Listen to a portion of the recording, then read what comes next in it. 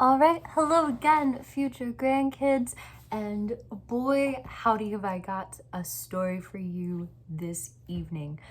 It's not a COVID story, heads up, it's a love story. With the COVID context, I will explain in a moment. Now, if you have been watching my videos in order, if I have sat you down at your grandmother's house and forced you to watch my past, my younger days, you might be wondering, wow, did she film both of these on the same night because she's sitting in the same place and wearing the same thing? The answer is no.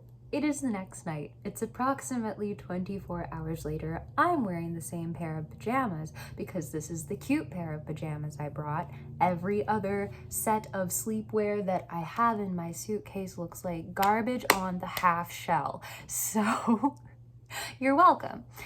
Now that we've got that out of the way, so today was my first day at the facility I'm working at here in Asheville, or technically Black Mountain, but kind of right on the border there in North Carolina, up in the mountains. I worked, actually, okay, so what I'm trying to say, a little bit of context. I know I said this is not a COVID story, and it is not. Please bear with me.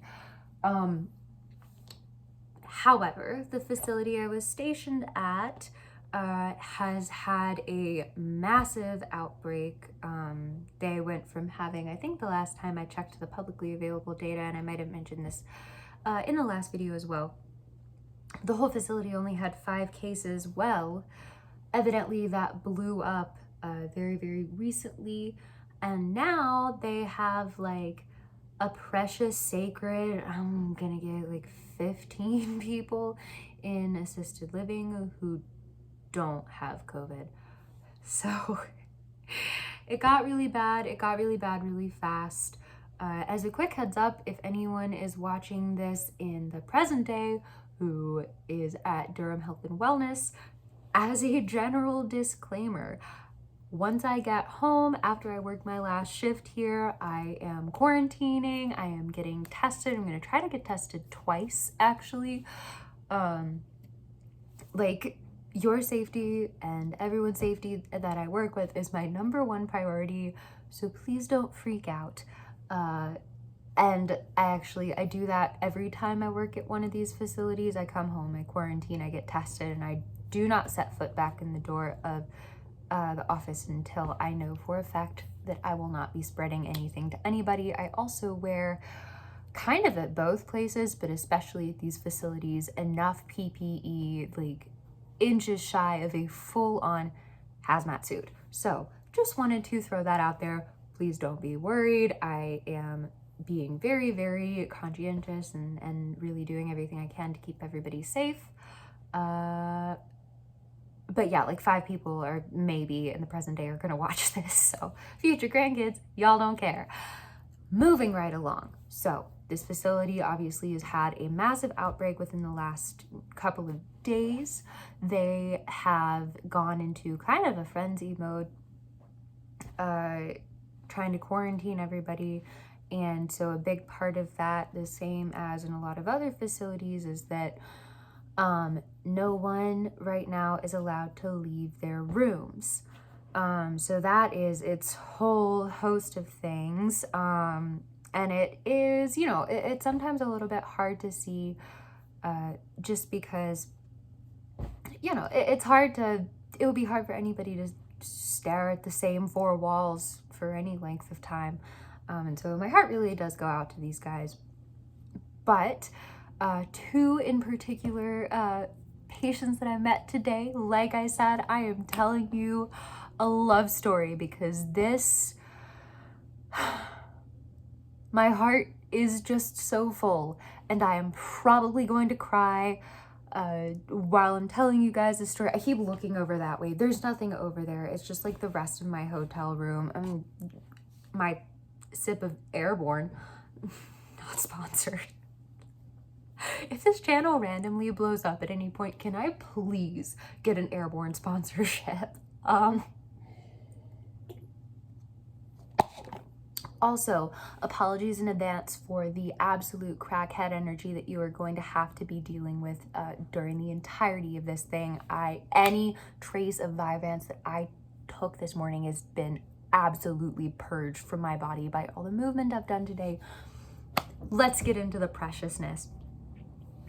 So, I have two patients. Obviously, I'm not going to use their real names, but we're going to call them Carl and Ellie, which is the idea that my friend Amani gave me, so shout out to her. But they are going to be named after the adorable characters from the Disney movie Up. Or is it a pit? I don't know. The movie Up. So we're gonna call them Carl and Ellie. So Carl and Ellie met actually at this facility in assisted living. I think he said a year or so ago. They fell in love. They were both obviously single when they moved in. Yeah, so they fell madly in love. Evidently, every single day they go on walks. They have little dates together around the facility. He said every morning he would make her coffee. He loved taking her out to walk. You know, it's in the mountains, it's beautiful. There's all kinds of trails. He liked taking her on the trails and in the solarium because Ellie is actually, she's blind. So he said, Carl said he would lead her on walks, and he was always trying to describe to her what everything looked like, because she had been blind since birth, so obviously like she had no idea. So he told me today it was so important to him that he can share with her as much as he can. They're so cute. They're so madly in love. However, you know, they used to see each other before the whole quarantine thing went down every single day. They were hanging out all the time. But now with everyone having to stay in their rooms, they can't see each other. And I do think that's kind of stupid, honestly, because like, no shade to the facility, but like they're both COVID positive. Like what's the harm, you know? Like if not my job to make these decisions, I suppose. I digress. Moving along. So they are both, it is a little bit heartbreaking. They are both just absolutely torn up about the fact that they can't see each other. Carl, I heard about all this. He called me into his room earlier today. He just needed to talk. He was absolutely missing Ellie so hard, it was gonna crush him. He cried. He told me cried a little bit, but then I think it helped him maybe to tell me stories about Ellie. And obviously I was taking care of Ellie as well, and she's the most sweet, adorable, happy ray of sunshine. They really both are. He would tell me just the most wonderful stories about her. He was obsessed with her. You know, I was talking to her, she would talk about him all the time. But he did tell me that he was just missing her something terrible, especially, you know, with the boredom of being in quarantine and not really being able to do anything other than sit in your room and think about how bad you miss your sweetheart.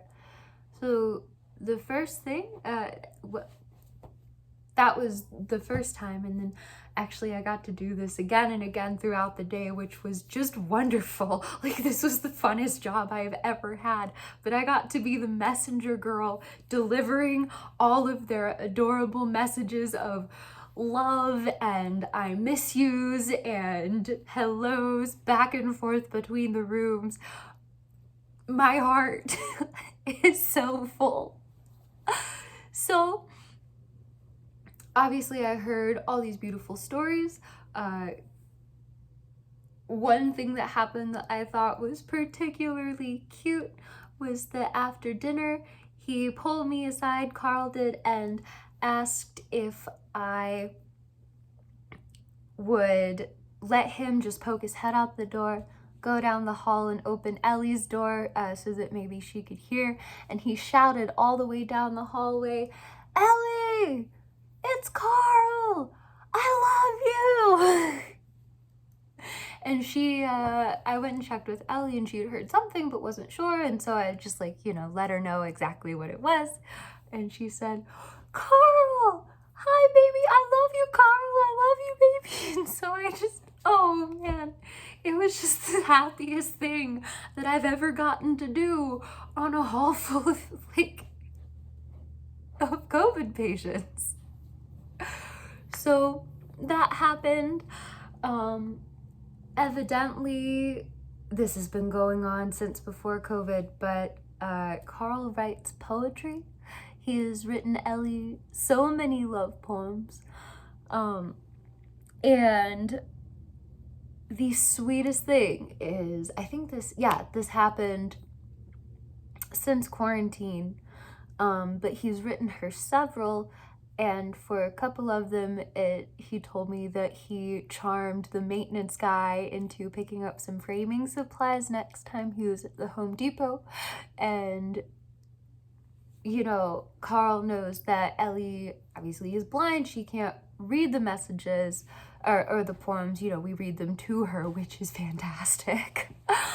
But Carl still wanted her to physically have his words with her. So, like I said, he charmed the maintenance guy into picking up some framing supplies, and there are a couple of his poems framed on the wall in Ellie's room so that she can still be surrounded by Carl's love. You guys, you can't make this stuff up.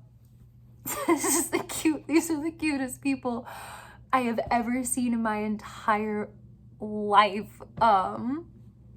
They're just so happy, they're so sweet, they're so precious, and I am so happy and so blessed to have been a part of keeping their romance alive. It was just really beautiful. But sure enough, in Ellie's room, she's got frames on the wall with Carl's beautiful love poems to her, and she does know that they're there. Something that is going to be really cool, and the reason I have titled this video like I did, I'm going to once I post it, and it's, if you only watch one of my videos, watch this one, because I have something that I think is just so special, and that is that Carl shared one of his poems with me that he wrote for Ellie. He had it printed out and he gave it to me to read.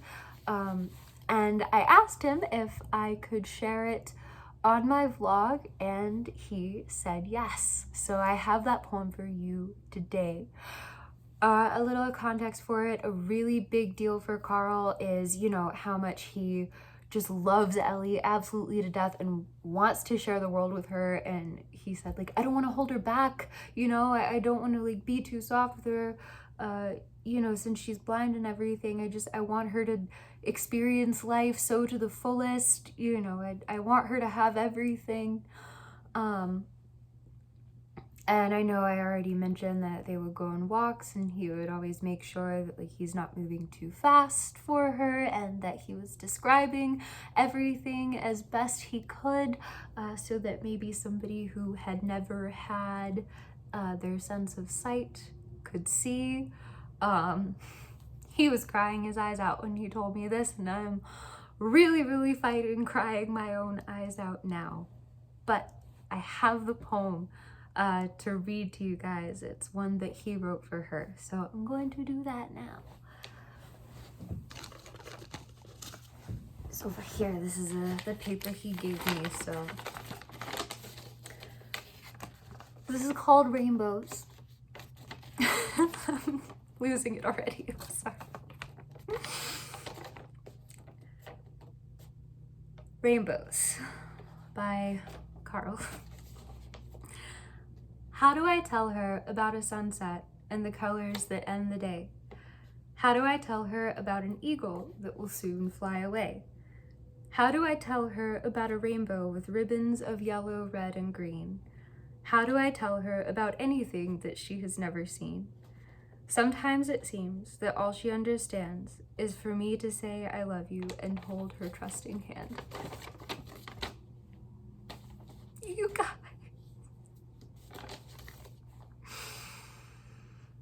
Oh, I didn't cry. Good. putting that back there. So that is one of the poems that Ellie has framed in her room on her wall.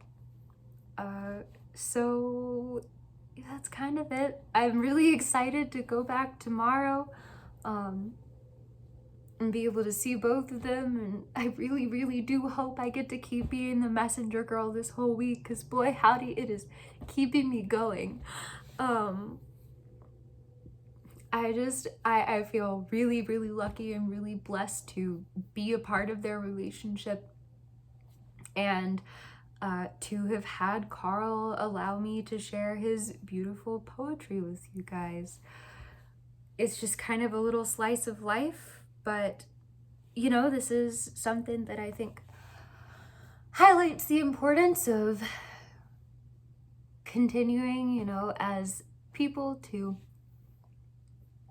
really, you know, take this pandemic seriously and take infection control and prevention seriously. And if you pray, if anyone watching this prays, I would ask you to pray for Carl and Ellie, that they can be together again soon. Because they, oh gosh, they deserve it. They're both absolute treasures. All right, grandkids, that's all I want to talk about tonight. I hope you enjoyed that story as much as I enjoyed telling it, and I hope you are safe and well and have a wonderful night. Love you.